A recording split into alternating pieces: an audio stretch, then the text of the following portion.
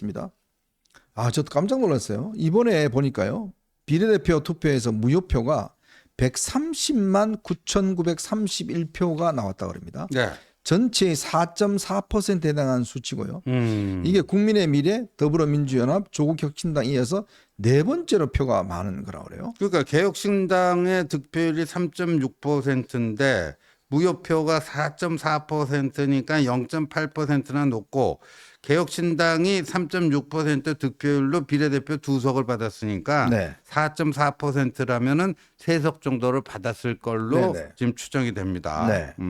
자, 그러니까 이게 지금 문제는 뭐냐면 이게 지금 이렇게 비례 많은 게 아마 어떤 분들은 워낙 길어서 어디에 찍어야 될지 모르고 잘못 찍은 분들이 있으신 것 같아요.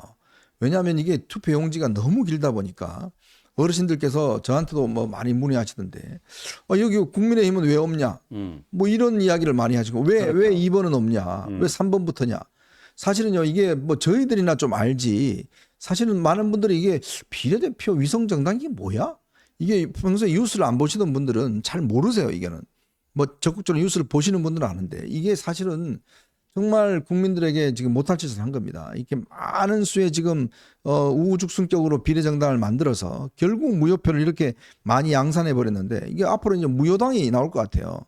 이게 거의 뭐 사당 아닙니까 사당. 지금 사당이에요. 이게 무효표당이 사당이고. 근데 이게 이제 비례대표 선거에서 무효표가 급증하기 시작한 게 2020년. 네. 이른바 그 당시에 이제 심상정 의원이 그 얘기했잖아요. 국민들은 이 산식을 알 필요가 없다. 네. 그래갖고 준연동형 비례대표제라고 하는 이 괴물 같은 제도가 도입된 다음에 네. 이 보니까요 18대 때는 비례대표 무효표 비율이 1.6%에 불과했고요. 19대 때 2.2%로 좀 늘다가 지난번 21대 때 보니까 그러니까 21대 총선에서요 이게 4.2%로 늘어난 거예요. 무효표가. 그때 122만 표가 나왔거든요. 122만. 그리고 요번에는 또 0.2%가 더 늘어서 131만 표가 나온 거예요. 네네.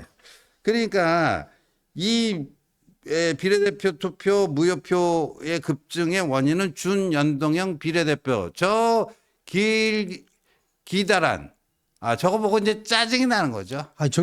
제가 해보니까요. 진짜 이게 어르신들은 저희 칸 맞추기도 좀 힘들 것 같아요. 이게 너무 길어갖고. 그러니까 저런 뿐만 아니라 저 비례대표 문제도 그렇지만 사실 이번에 그 일부 지역 같은 경우는 지역구에서도 무효표가 많이 나왔습니다. 지금 저 김준혁 지역 같은 경우는 4,600표가 무효표가 나왔어요. 그건 아마 이제 그 국민들께서 무효표도 하나의 선택지다. 그렇죠. 라고 해서 아마 이제 도저히 저놈은 못 찍겠다. 뭐 민주당은 지지하지만 저놈 이 김준혁은 도저히 못 찍겠다 해서 아마 거기에 표를 주신 것 같아요. 진짜 참 이번 선거법을 보면 지금 국민의힘과 이 민주당이 전체 득표차는 5.4%밖에 되지 않습니다. 그럼에도 불구하고 의석 차이는 70석 이상이 지금 의석 차이가 나고 또 비례정당 투표에서 140만 표 이상이 지금 무효표가 나와버렸지 않습니까? 이거는 정말 국민의 민의를 아무런 데도 반영하지 못하는 거예요. 그렇죠. 그죠? 그래서 저는 이제 뭐 오늘 뭐 이제 비대위를 통한 전당대회 준비 이렇게 들어갔는데 그 한동훈 비대위에서 제시했고 모든 공천 신청자들이 서약서를 제출했던 불체포 특권 포기라든가 정치자금 그 모금하는 출판기념회 열지 않겠다라든가 그것 플러스 해가지고요. 우리 어벤져스에서 누차 얘기했듯이 비례대표 폐지 내걸고요.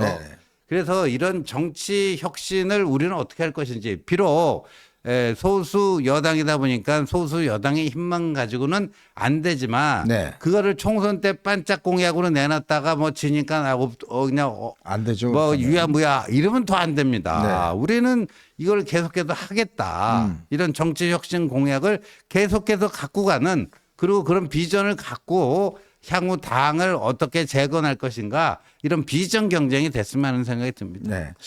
어쨌건 이게 약속을 지키는 정당 또 이런 것들을 또 이루는 정당 이게 사실 이제 필요한 겁니다. 지금 뭐 국민들이 아마 지켜보실 겁니다. 민주당이나 국민의힘이 앞으로 국민들이 약속했던 것들을 만약 안 지킬 경우에 저 당 또 나중에 찍어주면 안 지켜진다. 뭐 이런 이야기를 많이 하실 거니까요. 그렇죠. 그렇기 때문에 어쨌든 이런 그 정치 개혁의 어떤 혁신에 이런 우리 동아줄을 계속 잡고 나가야지만이 실제로 국민들이 다음에 반드시 이걸 또 선택해 줄 것이고 지금요. 이번에 보니까 지금 그 선거법 위반이 너무 많아요. 많아요. 역대 아마 가장 많은 선거법 위반이 예, 걸리는 것 같습니다. 많아요. 그래서 실제로 보면 지금 재판받고 있는 것도 돈봉투 사건으로 벌써 10명 가까이 지금 네. 받고 있잖아요. 자, 그러다 보니 이게 지금 이 앞으로 이게 뭐 저 재보궐선거가 꽤 많이 열릴 가능성이 있는 것 같아요. 그 저는 이제 이게 올 10월이 공직선거법 그 이제 공소시효가 6개월, 말로죠? 예, 그 공소시효가 끝납니다. 그 직전에 주로 이제 기소가 이루어질 텐데 역대 총선 끝나고 최대치의 기소가 이루어지지 않겠느냐. 네네.